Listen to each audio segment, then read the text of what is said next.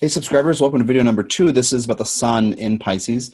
First, to talk about the transition from Aquarius to Pisces, and then run through some aspects, including the 2 lunations, the kind of brain, Tom's brain approach to the lunations. And then, of course, those channeled MP3 meditations are built on that and kind of how Jehudi focuses on the themes.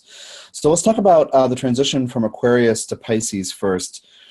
Aquarius is an air sign, as you know, and there's mental energy, and it's about developing objectivity, to see things clearly, to have a vision, to look ahead, to see beyond present circumstance, and also to realize, to hold a vision, but also to realize that what we do today is creating a future.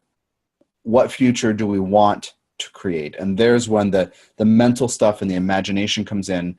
Vision. You know, Aquarius is about new things and setting yourself apart. It is about togetherness. It's about groups. And we can find ourselves in different phases of Aquarius energy. We can really want to belong to a group and then realize that, and then belong, and then realize that it's the wrong group, or realize that we move at a different speed. We have different goals. So that group doesn't work. So then we might find another group, or we might go off on our own.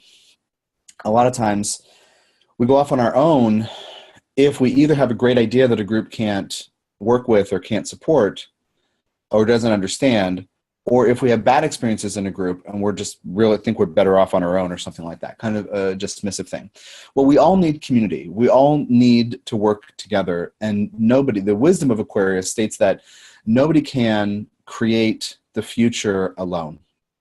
When we're just to backtrack a second, when we're in Capricorn, then to backtrack to Sag, when we're in Sagittarius, we have a big idea. We're going to Capricorn, we want to make it manifest in the world, and our ambition has a lot to do with it. But the apex of Capricorn is that we get into Aquarius, is that we realize there are limits to the individual. So in Aquarius, we're trying to work together to figure that out. So we've been there for 30 days. Sun for 30 degrees has been in Aquarius. And we have seen the limits of the people we're connected to. We have perhaps gained some objectivity on our goals. We have perhaps turned away from certain goals or realized that they don't have as much shine or fire to them.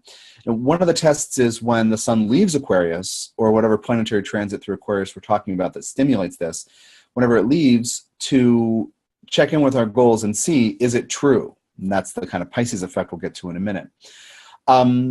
So you may have shifted your goals. You may have not invested in something. You've tried, you've tried it all. And the 12th part of this pie, the 12th pie slice, is about surrender, letting go, merging, going with the flow, adapting to the current of existence and life around you. Now that sounds great, and I think a lot of people doing metaphysical work and getting into astrological stuff, I found over the years, as I've spent quite a lot of energy attempting to, in a grounded way, articulate what Neptune, Pisces, and the 12th house are about, I have found that many people find themselves at a loss about Pisces, 12th house, Neptune energy. They just don't know what to do with it because they've been told it's weird and it's not understandable. Well, it is understandable. If you work at it, if you look at it from this place or approach it in a certain way, that archetypes 1 through 11 are about doing something. And Pisces is about surrendering, letting go, releasing, merging.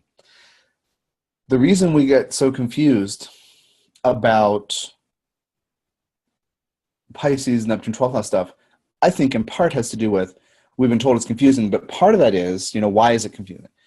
Well, it simultaneously represents illusion and truth. It's about lies and truth. It's about just self-deception, and then it's about, epiphanic moments of clarity that blow your mind. It's about connection to divine energies, higher consciousness, whatever. When you talk to people who have been through extensive Piscean processes, for one reason or another, they may not be very grounded. Now, I'm not saying they're all flakes, but sometimes it's really hard to take those things in Pisces in the 12th house and live them with them in the world and articulate them.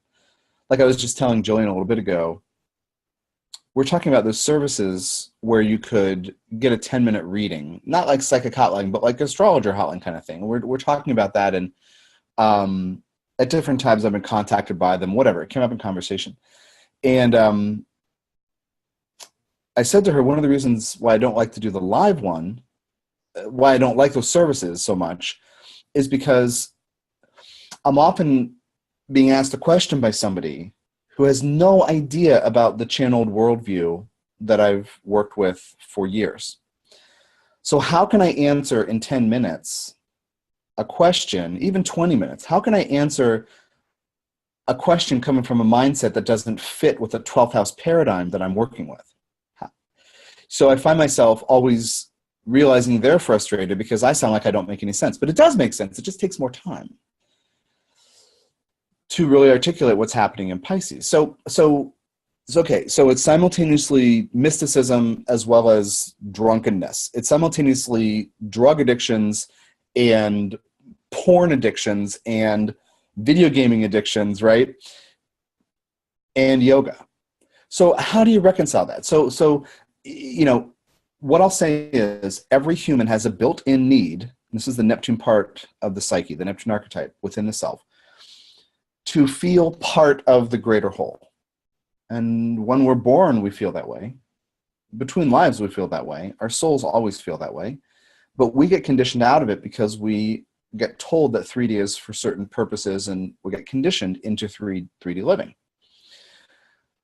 So when a planet enters Pisces, you're supposed to let go, but you may never have learned how to be intentional to choose what you vibrate, to choose what you align with. Most of us may never have been taught how to get to channeling versus addiction. Like how? It's not just a choice of, well, I think I'd like to talk to someone who doesn't exist versus I really like being high. It's not that mental choice that the brain seems to observe. It's not that simple. So we talk about how I talk about it is a progressive alignment, graded, gradual, constant, how do you say this? Like a ever evolving process of higher alignment. You hear me say, and some of you guys pick on me a little bit because I'm always talking about capital T truth. Is it capital T true? Is it capital R real?